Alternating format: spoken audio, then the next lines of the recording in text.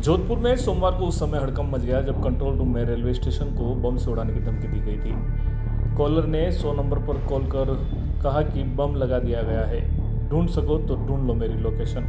Police commissionerate, GRP और RPF ने एक संयुक्त ऑपरेशन चलाकर कुछ ही घंटों में आरोपी को पाली से गिरफ्तार किया। गिरफ्तार आरोपी युवक की पहचान उत्तर प्रदेश निवासी श्याम यादव के रूप में हुई है, जो जोधपुर में ही केटरिंग का काम करता था। श्याम का आरोप है कि ठेकेदार उसकी सैलरी नहीं दे रहा था, जिससे नाराज होकर उसने नशे की हालत में धमकी दी। आरोपी के खिलाफ पुलिस ने गंभीर धाराओं में मामला दर्ज कर लिया है और आगे पूछताछ जारी है। बताएं। पिछले 2 दिनों में हमें 2 होक्स मेल और एक कॉल, मतलब एक मेल और एक कॉल एक हमें प्राप्त हुआ, जिसने भेजा उसके द्वारा ये बोला गया कि भाई जोधपुर में किसी जगह बम रखा है और वो कभी भी डेटोनेट हो सकता है। परसों की रात को हमें एक मेल प्राप्त हुआ था, जिसका हमने आईपी एड्रेस ट्रेस करवाया और उसमें त्वरित कार्रवाई करते हुए वो एक मेंटली डिस्टर्ब, मानसिक रूप से असंतुलित महिला का पाया गया, जो कि अपने राजीव गांधी नगर इलाके में रहती थी और वो डिप्रेशन का शिकार थी और कुछ पारिवारिक डिस्प्यूट था और इस वजह से उसे पुलिस अटेंशन चाहिए था, इसलिए उसने इस तरीके का मेल किया। इसके विरुद्ध हमने विधि सम्मत कार्रवाई की।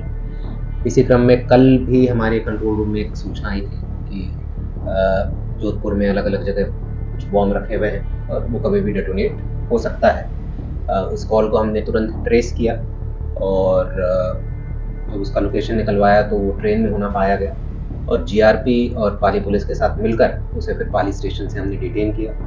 पूछताछ में ये पाया गया कि वो शराब के नशे में धुत था और शराब के नशे में ही ऐसी हरकत उसने की थी।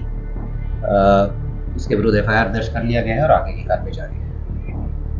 सर, क्या कैटरिंग वाले था? हाँ, पिछले 10-12 दिनों से यहाँ पर वो आया था, यूपी का रहने वाला है, केटरिंग में काम करता था, श्याम यादव।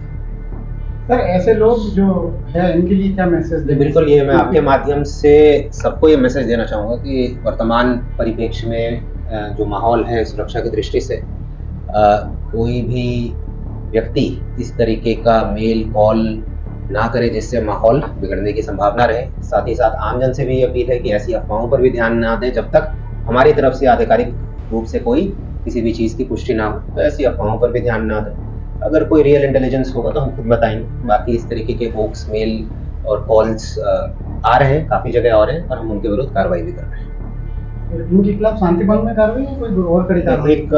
एक दूसरे वाले केस में जिसमें कंट्रोल रूम में कॉल आया था उसमें तो हमने प्रकरण दर्ज किया और उसमें हम गिरफ्तार किया हमने उसे। पहले वाले केस में चूंकि वो मानसिक रूप से असंतुलित है वो महिला, तो उसके विरुद्ध जो पहले 108 सीआरपीसी थी और अभी 127 बीएनएसएस है, उसमें कार्रवाई की। आज हमने कुछ नई बसेस लॉन्च करी है। ये state of art, one of its kind है, जो अपने बॉम्बे, दिल्ली, जयपुर, खाटू श्याम जी, कोटा, इन रूट्स पर ये बसेस चलेगी। आइए मैं आपको ये बसेस के कुछ फीचर्स दिखाना चाहूंगा। इस बस के अंदर कुल 36 स्लीपर्स हैं, जो कि अपने आप में एक प्रॉपर ग्रुप को ले जाने में सक्षम है। जो भी मटेरियल इस बस में यूज किया टोटल फायर रेजिस्टेंट है। इस बस के अंदर आप देखें मोबाइल चार्जर्स हैं, मोबाइल होल्डर्स हैं, बैक कुशंस हैं, पिलोज हैं, कर्टेन्स हैं, प्रॉपर वेंटिलेशन सिस्टम्स हैं।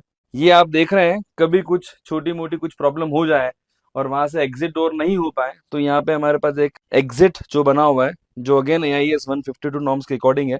प्लस हर स्लीपर के अंदर आपको हैमर दिख जाएगा, स्टॉप सिस्टम बना हुआ है, वहां पे अलार्म सिस्टम बना हुआ है, वहां पे इमरजेंसी का रेड वाली लाइट लगी हुई है।